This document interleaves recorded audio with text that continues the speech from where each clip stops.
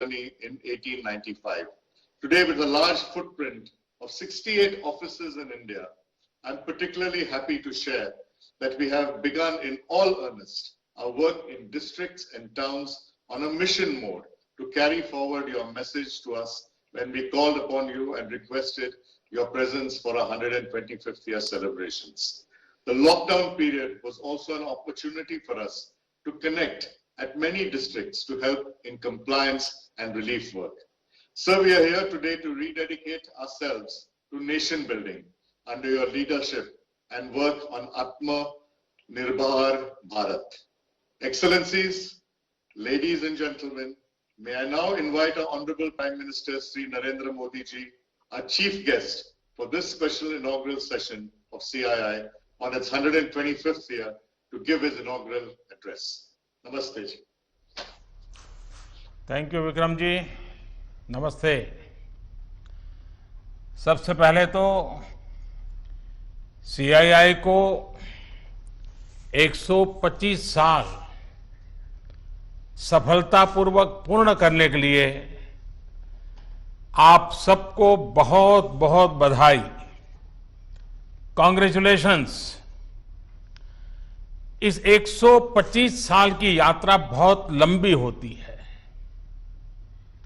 अनेक पड़ाव आए होंगे, अनेक उतार चढ़ाव आए होंगे, लेकिन 125 साल तक एक संगठन को चलाना ये अपने आप में बहुत बड़ी बात होती है। उसमें समयानुकूल परिवर्तन आए हैं, व्यवस्थाएं बदली है, और पहले तो मैं इन 125 साल में सीआईआई को मजबूती देने में जिन जिन लोगों ने योगदान दिया है, वैसे सभी पूर्व के आपके महानुभावों को भी इस समय बधाई दूंगा। जो हमारे बीच नहीं होंगे उनको आदरपूर्वक नमन करूंगा, और भविष्य में इससे जो संभालने वाले हैं उनको अनेक अनेक शुभकामनाएं भी देता हूं। कोरोना के इस टाइम पीरियड में इस तरह के ऑनलाइन इवेंट्स शायद यही एक न्यू नॉर्मल बनते जा रहा है, लेकिन ये भी इंसान की सबसे बड़ी ताकत होती है कि वो हर मुश्किल से बाहर निकलने का रास्ता बना ही लेता है। आज भी हमें जहां एक तरफ इस वायरस से लड़ने के लिए सख्त कदम उठाने हैं, वहीं दूसरी तरफ इकोनॉमी का भी ध्यान रखना है। हमें एक तरफ देशवासियों का जीवन भी बचाना है, तो दूसरी तरफ देश की अर्थव्यवस्था को भी स्टेबलाइज करना है, स्पीड अप करना है। इस सिचुएशन में आपने गेटिंग ग्रोथ बैक इस बात को प्राथमिकता दी है, और निश्चित तौर पर इसके लिए आप सभी भारतीय उद्योग जगत के लोग बधाई के पात्र हैं। बल्कि मैं तो गेटिंग ग्रोथ बैक से आगे बढ़कर ये भी कहूंगा कि yes we will definitely get our growth back.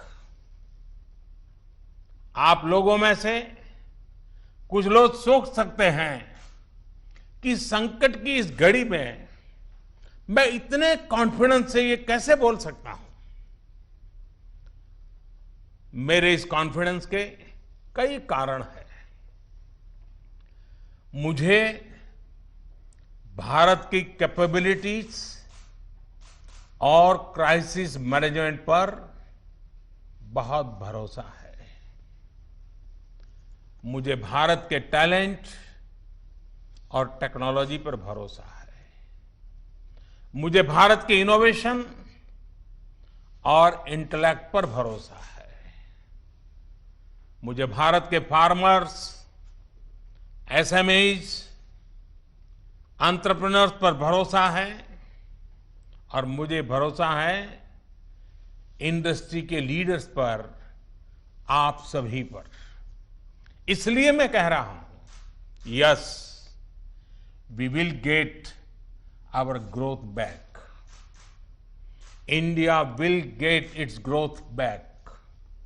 साथियों, कोरोना ने हमारी स्पीड जितनी भी धीमी की हो, लेकिन आज देश की सबसे बड़ी सच्चाई यही है कि भारत लॉकडाउन को पीछे छोड़कर अनलॉक फेज 1 में एंटर कर चुका है। अनलॉक फेज 1 में इकोनॉमी का बहुत बड़ा हिस्सा खुल चुका है। काफी हिस्सा अभी 8 जून के बाद और खुलने जा रहा है। यानी गेटिंग ग्रोथ बैक की शुरुआत तो एक प्रकार से हो चुकी है। आज ये सब हम इसलिए कर पा रहे हैं क्योंकि जब दुनिया में कोरोना वायरस पैर फैला रहा था, तो भारत ने सही समय पर, सही तरीके से सही कदम उठाए। दुनिया के तमाम देशों से तुलना करें तो आज हमें पता चलता है कि भारत में लॉकडाउन का कितना व्यापक प्रभाव रहा है। इस लॉकडाउन में भारत ने कोरोना से लड़ाई के लिए फिजिकल रिसोर्सेज को तैयार तो किया ही, हमने ह्यूमन रिसोर्स को भी बचाने का भरसक प्रयास किया है। ऐसे में अब सवाल ये है कि इसके आगे क्या? इंडस्ट्री लीडर्स के नाते आपके मन में ये सवाल जरूर होगा कि अब सरकार क्या करने जा रही है। आत्मनिर्भर भारत अभियान के बारे में भी मुझे पक्का विश्वास है कि आपके मन में भी मंथन चलता होगा, कुछ सवाल भी होंगे, और ये बहुत स्वाभाविक है, ऑब्वियस है। साथियों, कोरोना के खिलाफ इकोनॉमी को फिर से मजबूत करना, ये हमारी हाईएस्ट प्रायोरिटीज में से एक प्रमुख प्रायोरिटी है। इसके लिए सरकार जो डिसीजंस अभी तुरंत लेने जरूरी है, वो तो एक के बाद एक ले ही रही है, लेकिन साथ साथ में ऐसे भी फैसले लिए गए हैं जो लॉन्ग रन में देश की मदद करेंगे। साथियों, प्रधानमंत्री गरीब कल्याण योजना ने गरीबों को तुरंत लाभ देने में बहुत मदद की है। इस योजना के तहत करीब 74 करोड़ बेनिफिशियरीज, उनके घर तक राशन पहुंचाया जा चुका है। प्रवासी श्रमिकों के लिए भी फ्री राशन पहुंचाया जा रहा है। इसके अलावा अभी तक गरीब परिवारों को 53,000 करोड़ रुपीस, यानी 53,000 करोड़ रुपए से ज्यादा की फाइनेंशियल असिस्टेंस दी जा चुकी है। महिलाएं हो, दिव्यांग हो, बुजुर्ग हो, श्रमिक हो, हर किसी को इससे लाभ मिला है। लॉकडाउन के दौरान सरकार ने गरीबों को 8 करोड़ से ज्यादा गैस सिलेंडर उनके घर तक मुफ्त में पहुंचा दिया है। इतना ही नहीं, प्राइवेट सेक्टर्स के करीब 50 लाख एम्प्लॉइज के खाते में 24% ईपीएफ कंट्रीब्यूशन भी सरकार ने किया है। इनके खाते में करीब 800 करोड़ रुपए जमा कराए गए हैं। साथियों, भारत को फिर से तेज विकास के पथ पर लाने के लिए, आत्मनिर्भर भारत बनाने के लिए 5 बातें बहुत आवश्यक है। इंटेंट, इंक्लूजन, इन्वेस्टमेंट, इंफ्रास्ट्रक्चर और इनोवेशन। हाल में जो बोल्ड फैसले लिए गए हैं, उसमें भी आपको इन सभी की झलक मिल जाएगी। इन फैसलों के साथ हमने तमाम सेक्टर्स को फ्यूचर रेडी किया है। इसी वजह से आज भारत एक नए ग्रोथ ओरिएंटेड फ्यूचर की दिशा में बड़ी उड़ान के लिए तैयार है। साथियों, हमारे लिए रिफॉर्म्स ये कोई रैंडम या स्कैटर्ड डिसीजन नहीं रहे हैं। हमारे लिए reforms systematic, plan, integrated, interconnected और फ्यूचरिस्टिक प्रोसेस है। हमारे लिए रिफॉर्म्स का मतलब है फैसले लेने का साहस करना और उन्हें लॉजिकल कंक्लूजन तक ले जाना। आईबीसी हो, बैंक मर्जर हो, जीएसटी हो, फेसलेस इनकम टैक्स असेसमेंट की व्यवस्था हो, हमने हमेशा व्यवस्थाओं में सरकार के दखल को कम करने, और मैंने तो लाल किले पर भी कहा था कि लोगों से, जिंदगी से सरकार को जितना हम कम कर सकते हैं हम करना चाहते हैं। प्राइवेट एंटरप्राइज के लिए एनकरेजिंग इकोसिस्टम खड़ा करने पर हम लगातार बल देते रहे हैं, कदम उठाते रहे हैं। इसी वजह से सरकार आज ऐसे पॉलिसी रिफॉर्म्स भी कर रही है जिनकी देश ने एक प्रकार से उम्मीद भी छोड़ दी थी। लोगों ने मान लिया था भाई ये तो हमारे देश में नहीं हो सकता है, ऐसी चीजें होने लगी हैं। अगर मैं एग्रीकल्चर सेक्टर की बात करूं तो हमारे यहां आजादी के बाद जो नियम कायदे बने उसमें किसानों को बिचौलियों के हाथों में छोड़ दिया गया था। किसान कहां फसल बेच सकता है, कहां नहीं बेच सकता है, इस तक के नियम बहुत सख्त थे। किसानों के साथ दशकों से हो रहे अन्याय को दूर करने की इच्छा शक्ति हमारी सरकार ने दिखाई है। एपीएमसी एक्ट में बदलाव के बाद अब किसानों को भी उनके अधिकार हासिल होंगे। किसान अब जिसे चाहे, जहां चाहे और जब चाहे अपनी फसल अपनी शर्तों पर, किसान की शर्तों पर वो फसल बेच सकते हैं। अब कोई किसान अपनी फसल देश के किसी भी राज्य में ले जाकर बेच सकता है। पहले तो इस पर भी बंधन थे। साथ ही वेयरहाउसेस में रखे अनाज या एग्रीकल्चर प्रोडक्ट्स अब इलेक्ट्रॉनिक ट्रेडिंग के जरिए भी बेचे जा सकते हैं।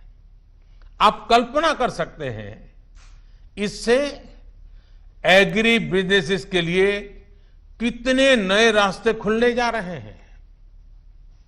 साथियों, इसी तरह हमारे श्रमिकों के कल्याण को ध्यान में रखते हुए रोजगार के अवसरों को बढ़ाने के लिए लेबर रिफॉर्म्स भी किए जा रहे हैं। जिन नॉन स्ट्रेटेजिक सेक्टर्स में प्राइवेट सेक्टर को इजाजत ही नहीं थी, उन्हें भी खोला गया है। आपका ध्यान इस पर भी गया होगा कि सबका साथ, सबका विकास, सबका विश्वास के रास्ते पर चलते हुए हम वो फैसले भी ले रहे हैं जिसकी मांग बरसों से हो रही थी। साथियों, दुनिया का तीसरा वो देश जिसके पास बहुत बड़ी मात्रा में कोयले का भंडार हो, कोल रिजर्व हो, जिसके पास आप जैसे साहसी और उद्यमी व्यापार जगत के लीडर्स हो, लेकिन फिर भी उस देश में बाहर से कोयला आए, कोल इंपोर्ट हो, तो उसका कारण क्या है? आप भी जानते हैं, देश भी जानता है।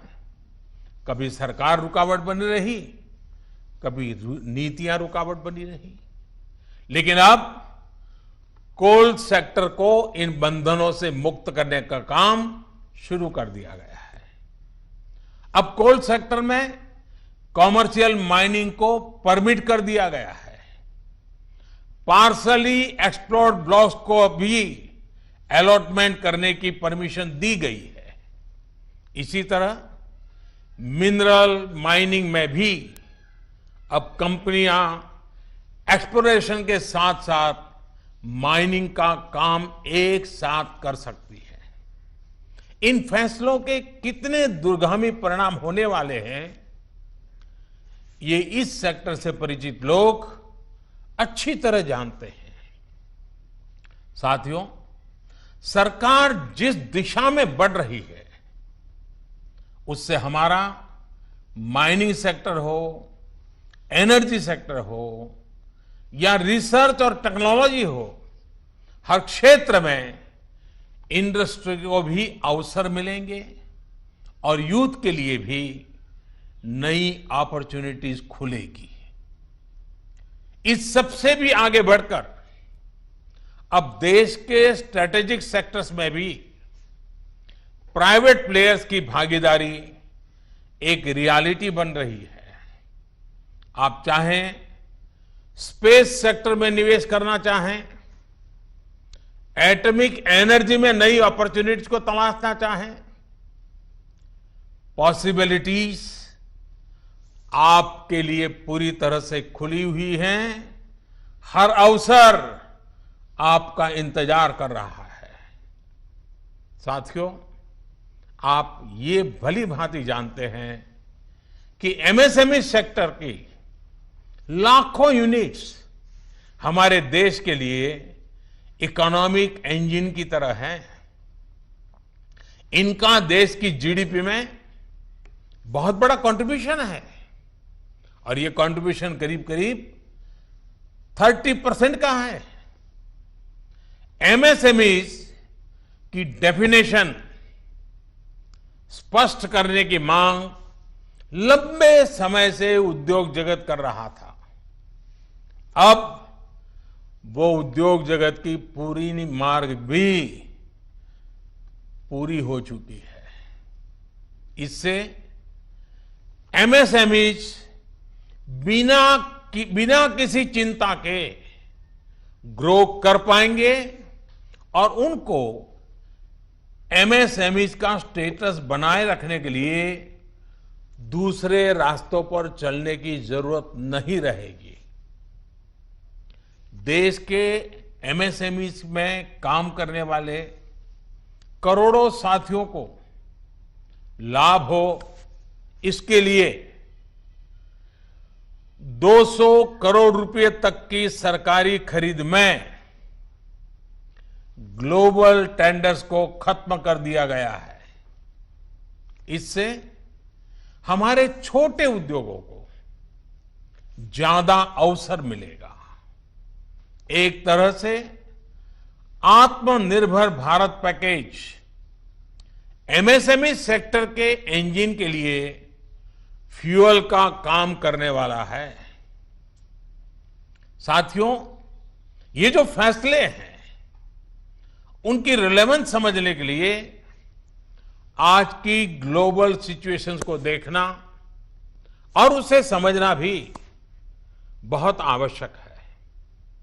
आज विश्व के तमाम देश पहले की तुलना में एक दूसरे का साथ और अधिक चाहते हैं। देशों में एक दूसरे की जरूरत और ज्यादा पैदा हुई है, लेकिन इसी के साथ ये चिंतन भी चल रहा है कि पुरानी सोच, पुरानी रीति नीति, पुरानी पॉलिसीज क्या आज कारगर होगी क्या? स्वाभाविक है कि इस समय नए सिरे से मंथन चल रहा है और ऐसे समय में भारत से दुनिया की अपेक्षा, एक्सपेक्टेशंस और बड़ी है। आज दुनिया का भारत पर विश्वास भी बढ़ा है और नई आशा का संचार भी हुआ है। आपने भी देखा है कि कोरोना के संकट में जब किसी देश के लिए दूसरे की मदद करना मुश्किल हो रहा था, हर कोई अपने को संभालने में लगा था, ऐसी संकट की घड़ी में भारत ने 150 से ज्यादा देशों को मेडिकल सप्लाई भेजकर उनके लिए मानवीय मदद का काम किया है। साथियों, world is looking for a trusted, reliable partner. Bharat में पोटेंशियल है, स्ट्रेंथ है, एबिलिटी है। आज पूरे विश्व में भारत के प्रति जो ट्रस्ट डेवलप हुआ है, उसका आप सभी को, भारत की इंडस्ट्री को पूरा फायदा उठाना चाहिए। ये आप सभी की जिम्मेदारी है, सीआईआई जैसे संगठनों की जिम्मेदारी है कि मैन्युफैक्चर्ड इन इंडिया के साथ ट्रस्ट, क्वालिटी, कॉम्पिटिटिवनेस तीनों जुड़ा हो।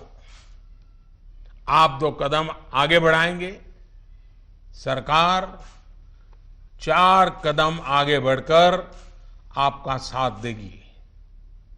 प्रधानमंत्री के तौर पर मैं आपको भरोसा दे रहा हूं कि मैं आपके साथ खड़ा हूं।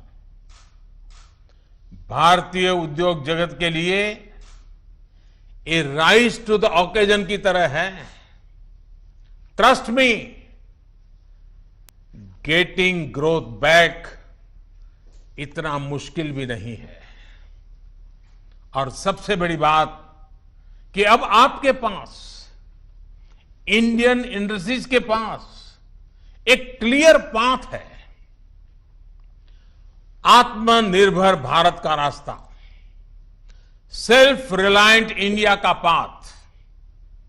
आत्मनिर्भर भारत का मतलब है कि हम और ज्यादा स्ट्रांग होकर दुनिया को एम्ब्रेस करेंगे। आत्मनिर्भर भारत वर्ल्ड इकोनॉमी के साथ पूरी तरह इंटीग्रेटेड भी होगा और सपोर्टिव भी। लेकिन ध्यान रखिएगा, आत्मनिर्भर का मतलब ये भी नहीं है कि हम स्ट्रैटेजिक क्षेत्रों में किसी पर निर्भर रहें। हम उस स्थिति में नहीं रहना चाहते।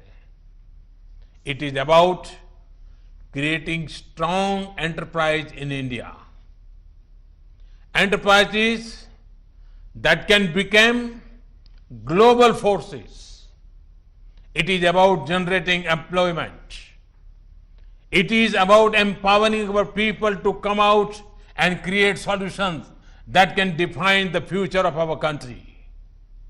हमें एक ऐसी रोबस्ट लोकल सप्लाई चेन के निर्माण में इन्वेस्ट करना है जो ग्लोबल सप्लाई चेन में भारत की हिस्सेदारी को स्ट्रेंथन करे।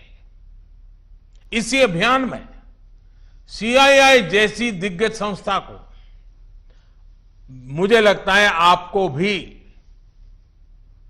पोस्ट कोरोना नई भूमिका में आगे आना होगा।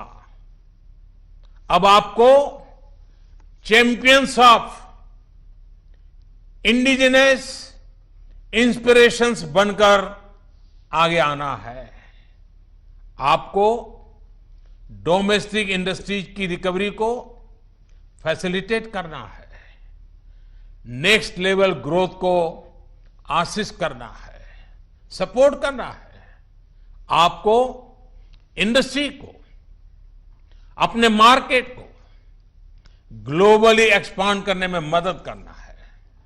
साथियों, अब जरूरत है कि देश में ऐसे प्रोडक्ट्स बने जो मेड इन इंडिया हो, मेड फॉर द वर्ल्ड हो। कैसे हम देश का आयात कम से कम करें, इसे लेकर क्या नए लक्ष्य तय किए जाएं, उस पर सोचने की जरूरत है। हमें तमाम सेक्टर्स में प्रोडक्टिविटी बढ़ाने के लिए अपने टारगेट तय करने ही होंगे। यही संदेश मैं आज इंडस्ट्री को देना चाहता हूं और देश यही अपेक्षा भी आपसे रखता है। साथियों, देश में मैन्युफैक्चरिंग को, मेक इन इंडिया को रोजगार का बड़ा माध्यम बनाने के लिए आप जैसे तमाम इंडस्ट्री के संगठनों से चर्चा करके ही कई प्रायोरिटी सेक्टर्स की पहचान की गई है। इनमें से furniture, air conditioner, leather and footwear, in 3 sectors पर काम शुरू भी हो चुका है। सिर्फ एयर कंडीशनर को लेकर ही हम अपनी डिमांड का 30% से अधिक इंपोर्ट करते हैं। इसको हमें तेजी से कम करना है। इसी तरह दुनिया का दूसरे सबसे बड़ा लेदर प्रोड्यूसर होने के बावजूद ग्लोबल एक्सपोर्ट में हमारा शेयर बहुत कम है। साथियों, कितने ही सेक्टर्स हैं जिसमें हम बहुत अच्छा कर सकते हैं। बीते सालों में आप सभी साथियों के सहयोग से ही देश में वंदे भारत जैसी आधुनिक ट्रेनें बनी हैं। देश आज मेट्रो के कोच निर्यात कर रहा है। इसी तरह मोबाइल फोन मैन्युफैक्चरिंग हो, डिफेंस मैन्युफैक्चरिंग हो, अनेक क्षेत्रों में इंपोर्ट पर हमारी डिपेंडेंस को कम करने का प्रयास लगातार चल रहा है। और मैं बहुत गर्व से कहूंगा कि सिर्फ 3 महीने के भीतर ही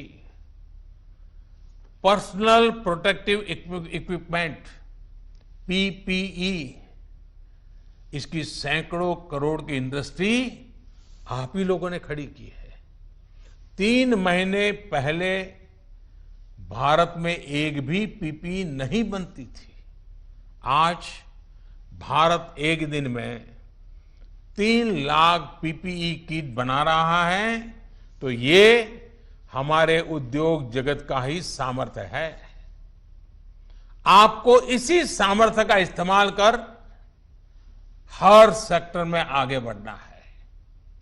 मेरा तो सीआईआई के तमाम साथियों से ये भी आग्रह है कि रूरल इकोनॉमी में इन्वेस्टमेंट और किसानों के साथ पार्टनरशिप का रास्ता खुलने का पूरा लाभ आप लोगों ने उठाना चाहिए। अब तो गांव के पास ही लोकल एग्रो प्रोडक्ट्स के क्लस्टर्स के लिए जरूरी इंफ्रास्ट्रक्चर तैयार किया जा रहा है। इसमें सीआईआई के तमाम मेंबर्स के लिए बहुत अपॉर्चुनिटीज है।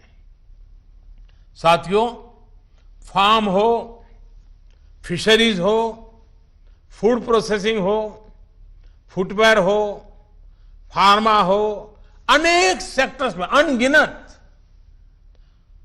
अनगिनत अपॉर्चुनिटीज के गेट आपके लिए खुले हैं।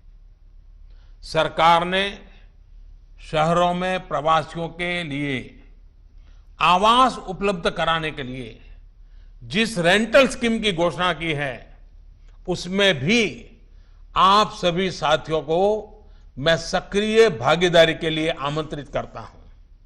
साथियों, हमारी सरकार प्राइवेट सेक्टर को देश की विकास यात्रा का पार्टनर मानती है। आत्मनिर्भर भारत अभियान से जुड़ी आपकी हर आवश्यकता का ध्यान रखने के लिए भारत सरकार प्रतिबद्ध है। आपसे सभी स्टेक होल्डर्स से मैं लगातार संवाद करता हूं और यह सिलसिला आगे भी जारी रहेगा। I request you to come up with a detailed study of every sector, build consensus, develop concept, think big. We will together take up more structural reforms that will change the course of our country. We will together build आत्मनिर्भर भारत। साथियों, आइए देश को आत्मनिर्भर बनाने का संकल्प लें। इस संकल्प को पूरा करने के लिए अपनी पूरी ताकत लगा दें। सरकार आपके साथ खड़ी है। आप देश के लक्ष्यों के साथ खड़े होइए। आप सफल होंगे, हम सफल होंगे तो देश नई ऊंचाई पर पहुंचेगा। आत्मनिर्भर भारत का सपना साकार होगा। एक बार फिर सीआईआई को 125 वर्ष पूरा होने पर मेरी तरफ से बहुत बहुत शुभकामनाएं। बहुत बहुत धन्यवाद।